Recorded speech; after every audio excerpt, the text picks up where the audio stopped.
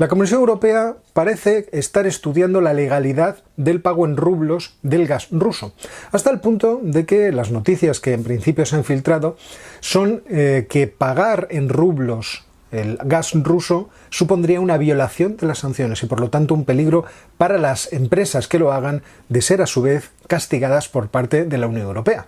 Vamos a ver este tema que yo creo que es muy interesante. Como sabéis, el pasado 31 de marzo, Vladimir Putin se descolgó con la idea de que las empresas europeas que importan el gas y el petróleo de Rusia debían pagar estas en rublos. A partir de ese momento se produjo una discusión acerca del sentido que tenía esta medida. Mi opinión era que esta medida está orientada claramente a mantener el valor del rublo en los mercados internacionales, que se había desplomado, y de hecho hemos visto cómo en las semanas posteriores a ese desplome el rublo ha ido recuperando terreno y por lo tanto una posición muy similar a la que tenía en términos de valoración respecto del dólar antes del conflicto, antes de la guerra. Pero ahora la cuestión es que una vez que se sabe cuál sería más o menos el procedimiento, surgen dudas acerca de su legalidad. Esa legalidad en realidad tiene dos problemas. Uno, el que os voy a comentar acerca de la Unión Europea y su dictamen legal, y otro, obviamente, una cuestión de legalidad internacional que hace referencia a si realmente una de las partes puede romper unilateralmente las condiciones de los contratos. El problema que se ha visto, o por lo menos el problema que se está intuyendo, es que el procedimiento pone en manos de Rusia una gran capacidad de maniobra. ¿Qué es lo que ha planteado Rusia? Bueno, pues el esquema ruso es que cada una de las empresas importadoras de energía que son de países hostiles o países non-friendly tienen que abrir dos cuentas dentro del banco a través del cual se operan estas transacciones, que es el banco del monopolio gasístico ruso, Gazprom-Bank. En ese caso, una de las cuentas sería una cuenta en divisas y la otra sería una cuenta en rublos. Las empresas depositarían los dólares o los euros necesarios para hacer sus compras en una de las cuentas y luego sería Gazprom-Bank la que vendería las divisas a un determinado tipo de cambio que se supone en principio que serían de mercado e ingresarían los rublos en la segunda cuenta de estas empresas para que éstas pagaran después al exportador de gas, que es Gazprom. Pues bien, una evaluación legal preliminar de la Comisión Europea afirma que este tipo de procedimiento pone en riesgo la violación de las sanciones. ¿Por qué pone en riesgo esto? Pues en principio porque a Rusia le da dos ventajas. Una primera ventaja es la de controlar el momento en el cual se cambiarían las divisas por los rublos. Y ahí podéis suponer que ese momento sería el más favorable, obviamente, para Rusia. A mí esto me recuerda mucho una vez que yo estaba en Moscú a principios del milenio, en un hotel bastante potable, en el que te vendían todo por unidades de cuenta. Es decir, tú llegabas allí a pedirte una cerveza y te decían, la cerveza son 10 unidades de cuenta. Y tú le preguntabas, ¿pero las unidades de cuenta en qué moneda? ¿Son rublos? ¿Son euros? ¿Son dólares? Y entonces te respondían, depende de cuál sea la cotización del rublo respecto del dólar o respecto del euro. La que sea más perjudicial para usted, esa va a ser. Bueno, pues esto sería uno de los problemas, yo creo, que está viendo la Comisión Europea. Y el segundo problema es que el Banco Central de Rusia puede controlar efectivamente el tipo de cambio al cual se convertirían. O sea, no solamente el momento, sino que podría ser ese tipo de cambio un tipo de cambio que no fuera de mercado. Y desde ese punto de vista se estima que Gazprom-Bank estaría, o este procedimiento a través de Gazprom-Bank estaría rompiendo las sanciones porque pondría en manos de los rusos, del Banco Central de Rusia, la posesión y gestión de divisas e instrumentos financieros que se suponen que las sanciones están tratando de evitar. Por otra parte está el problema legal que ampara, entiendo yo, a los contratos. Un portavoz de la Comisión dijo que el 97% de los contratos de gas que tiene la Unión Europea con Rusia están denominados en dólares o en euros y por lo tanto que lo que está haciendo Rusia es romper el contrato de forma unilateral. Entonces, lo lógico es que las empresas no accedieran a este tipo de peticiones, pero la lógica y las necesidades energéticas obviamente son dos cosas diferentes. Desde ese punto de vista parece que hay 150 contratos que están afectados por este cambio de las condiciones que ha planteado Rusia. Y desde este punto de vista, el ministro alemán Habeck, que además es de los Verdes, ha afirmado que si los rusos insisten en esto pueden producirse momentos emocionantes. Yo no sé si esta es la traducción, la hago yo correctamente. En cualquier caso, afirma que los contratos deben mantenerse y que el incumplimiento no es aceptable. Y por esta razón yo creo que Holanda está aconsejando a sus empresas que no firmen nuevos contratos, porque si bien los antiguos efectivamente tienen una cierta cobertura legal, los nuevos no la tendrían. Y por lo tanto se correría este riesgo que la Comisión Europea está planteando de una violación de las sanciones financieras que se ha establecido a Rusia y principalmente a su Banco Central y sistema financiero. Y por eso los países están empezando a hacer cálculos acerca de qué problemas supondría un embargo del gas, es decir, el hecho de que si no pagan en rublos, Rusia podría cortar el chorro del gas, el grifo del gas de forma directa, y de qué forma habría que reducir el consumo de energía en las casas, en los hogares, en los edificios públicos, pero también, por ejemplo, en las empresas, cómo se debería racionar eso. Aunque es cierto que no todos los países europeos ven la situación de la misma forma. Italia, por ejemplo, a través de su primer ministro, de Mario Draghi, ha dicho que, bueno, si bien ellos se oponen a esta táctica de Putin de tener que pagar en rublos, consideran que pagar en rublos no sería un incumplimiento del contrato. Y además creen, en cierto modo, el planteamiento que hace Draghi es que si lo que usted me está pidiendo es que yo le mande los euros o los dólares y luego usted va a hacer una especie de enjuague dentro del Banco Central para que al final los rublos sean lo que ingresan las empresas rusas, eso es un asunto interno de la Federación Rusa que, oye, a mí qué más me da. Y la verdad es que un poco de razón no le falta, porque antes los dólares o los euros llegaban directamente a Gazprom y esta tenía que vender el 80% al Banco Central ruso. Luego el Banco Central ruso podía ir al mercado y comprar rublos para mantener su valor, es decir, ofrecer las divisas. Por lo tanto, al ofrecer haría que éstas valieran menos y demandar el rublo, con lo cual lo que estaría haciendo al aumentar la demanda es incrementar su valor. En el esquema presente sucede exactamente lo mismo.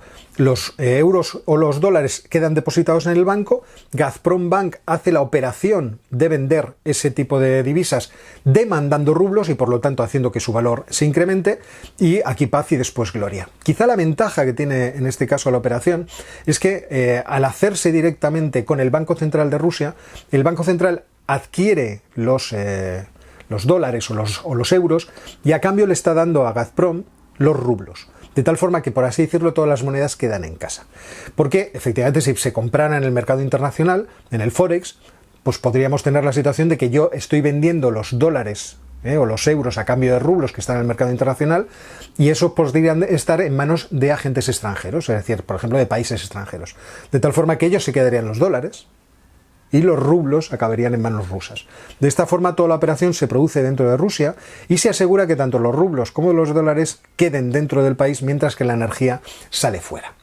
Por otra parte, claro, los rusos tienen una situación que es especialmente mejor que los demás porque tienen al sur otra fuente energética de gas que es Argelia. No vamos a entrar aquí en el problema español con Argelia y con el gas, pero Mario Draghi daba una entrevista en el Corriere della Sera este fin de semana en el que recordaba que ellos están haciendo gestiones de todo tipo para tratar de diversificar sus fuentes de obtención principalmente de gas natural y que ya habían llegado a un acuerdo con Argelia para obtener 9.000 millones de metros cúbicos adicionales de gas, que es, según él decía, la tercera parte del gas que ellos importan desde Rusia. Y ahora están buscando otros proveedores, aunque Mario Draghi acaba de pillar el coronavirus y por lo tanto no va a poder hacer los viajes que tenía previstos a otros países para tratar de fijar esos acuerdos. Y aquí lo que está pasando es que la demanda principalmente de gas licuado que está haciendo Europa hacia el exterior está siendo tan intensa que los precios están subiendo muchísimo. Y ya empiezan a notarse los efectos. Yo os advertía hace muchos vídeos que seguramente esto desembocaría en que países como Pakistán o como Bangladesh acabarían teniendo problemas de abastecimiento de gas. Y ayer ya conocíamos el problema precisamente de Pakistán, la quinta población del mundo después de la China, la India, Estados Unidos e Indonesia, que empieza a sentir la presión de esos precios tan elevados que le llevan a reducir su posibilidad de adquirir gas licuado, que es especialmente importante para sus centrales eléctricas. Como sabéis, además, el país está en una crisis política en la que se ha echado al primer ministro anterior, a Imran Khan, al famoso jugador de cricket, y ahora está Shehbaz Sharif, y en ese intercambio de poderes, en medio estaba la empresa pakistaní de gas licuado, la empresa estatal, que había dicho que no quería comprar más cargas de gas licuado en el mercado, por lo menos para los meses de abril y de mayo. Sin embargo, la situación política y económica y de desasosiego por el incremento de los precios en Pakistán es tan grande que el primer ministro nuevo ha presionado y ahora están buscando tener 3 nuevas cargas de gas licuado, una para mayo y otra para junio. O sea, 3 cargas en mayo y 3 cargas en junio. Lo malo es que los precios del gas licuado en la región se han multiplicado por 4 y los precios en Europa se han multiplicado por 5. Entonces, aquellos que venden gas licuado, está claro dónde van a ganar más dinero en esta situación. Porque no olvidemos que Rusia es el mayor proveedor de gas natural de Europa, que le proporciona la tercera parte de su gas, y para sustituir aquellas partes de gas que se pueda por gas licuado, pues efectivamente los europeos vamos a gastar mucho más dinero, pero tenemos ese músculo financiero, y más si logramos o logran los países de la Unión Europea llegar a un acuerdo para convertirse en compradores únicos. Porque no olvidemos que si al final, por ejemplo, los países europeos, presionados por la Comisión Europea, decidieran negarse a comprar el gas ruso, Rusia puede producir un embargo. Es decir, Rusia podría cortar el chorro. Otra cosa es si los rusos van a querer hacerlo. Yo creo que no, porque ahora están ingresando mucho dinero por el gas. El año pasado, en enero del año pasado, obtenían 1.300 millones de dólares por el gas licuado y 3.400 millones de dólares por el gas natural. Pero es que este año solamente por lo que va por gasoductos han obtenido la friolera de 9.500 millones de dólares en el mes de enero. Desde ese punto de vista yo entiendo que no tengan muchas ganas de cortar el gas, incluso si se les presionara. Es decir, si toda Europa, siendo además como son el único demandante, el monopsonista, porque aquí tenemos un mercado en realidad que es un monopolio bilateral, decidiera que no va a aceptar este tipo de cambios de las reglas de juego a mitad de partido por parte de los rusos. Pero por otra parte, por primera vez las exportaciones rusas de gas han generado mayores ingresos que las exportaciones rusas de petróleo. 10.800 millones las primeras y 10.100 las segundas. Con lo cual entiendo que también los rusos tienen aquí sus propias restricciones. ¿Y qué pasa con el petróleo? Porque esta también es una cuestión interesante. Sabemos que Rusia está girándose para poder vender su petróleo especialmente hacia Asia. ¿Por qué? Porque se han encontrado muchas dificultades comerciales para venderlas. Sabéis que no, las sanciones no están dirigidas al petróleo, pero Rusia encuentra dificultades para sacar el petróleo hacia Europa por culpa de las sanciones, porque existen muchos operadores que desconfían de la posibilidad de cobrar en dólares al final la venta de ese petróleo. Y por lo tanto, como está este problema implicado, han aparecido otros compradores en otras partes del mundo, especialmente sabemos la China e India, sobre todo India, para comprar este petróleo. Y han incrementado los envíos en marzo de 1.300.000 barriles diarios a 1.700.000 barriles diarios.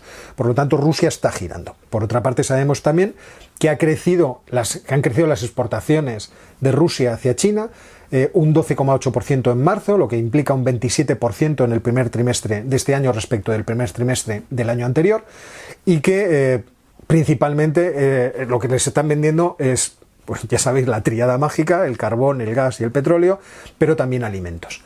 Lo que es curioso es que las sanciones que ha establecido, por ejemplo, Europa para para prohibir las exportaciones de tecnología y de maquinaria hacia Rusia, parece que no están encontrando un sustituto en China, porque China ha reducido sus exportaciones hacia Rusia en un 7%. Pero bueno, todavía todo esto es muy preliminar para saber cómo va a materializarse esa sustitución, si no va a existir. Ahora bien, Alemania podría prescindir de esta energía rusa, podría prescindir tanto del petróleo como del gas.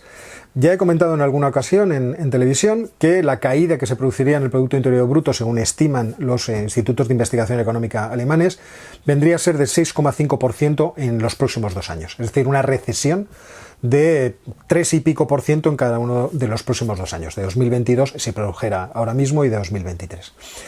Lo cual además, fijaos que contrastaría mucho con las expectativas que ahora mismo hay, que son de crecimiento económico de este año del 2,7% y de un crecimiento el año que viene del 3,1%.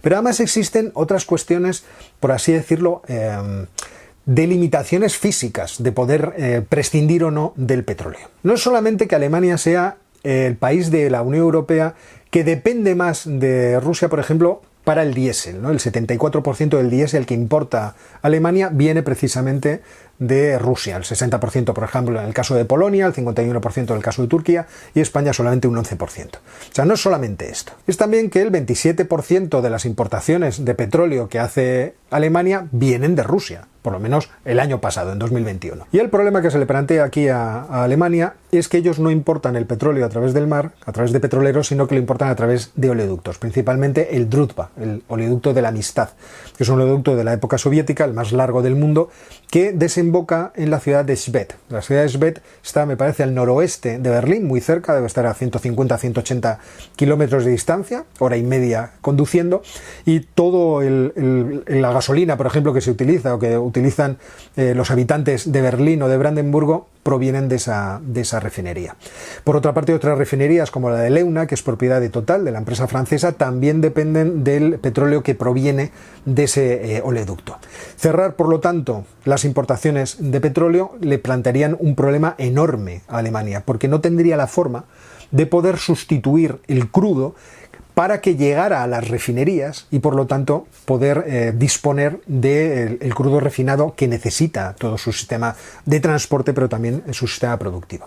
De hecho, Rosneft estaba pensando en comprar la participación de Shell para tener un 92% de la propiedad de esa refinería. Porque no nos engañemos, en las economías modernas aproximadamente el 30% de la energía que se consume en un país se consume en el sistema de transporte. Y el sistema de transporte no tiene una fuente de energía alternativa más que el petróleo. En la mayor parte, el 80% del combustible que utilizan los vehículos es combustible fósil, es decir, son gasolinas o destilados de las gasolinas. En esto no hay mucha mayor alternativa. Así que bueno, esta era la pequeña noticia que os quería comentar hoy acerca de esta situación que se está produciendo por culpa del decreto que emitió Vladimir Putin el 31 de marzo y por estas derivaciones legales que están apareciendo en el horizonte.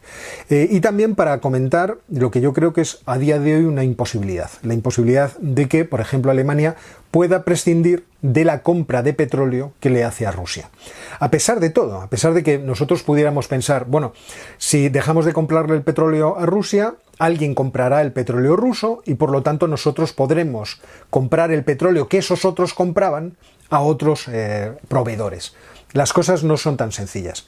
Porque, por ejemplo, para Alemania el problema está en los oleoductos. Da lo mismo que se corte ese petróleo y que los rusos lo vendieran a otras personas, que podrían hacerlo, sino que los alemanes no podrían recibir el petróleo para sus refinerías en la cantidad que ellos lo necesitan, porque los terminales que existen en los puertos no serían capaces de absorber la cantidad de petróleo necesaria y no la podrían enviar porque no tienen oleoductos desde los puertos hasta las refinerías que tengan una capacidad suficiente como para sustituir a los oleoductos que vienen de Rusia. Y este es el vídeo de hoy, señores. Espero que os haya parecido entretenido, una pequeña nota para pasar la última hora de la noche y como siempre os digo, pues nos veremos muy pronto, tan pronto como mañana en el Noticiario Geopolítico. Hasta luego.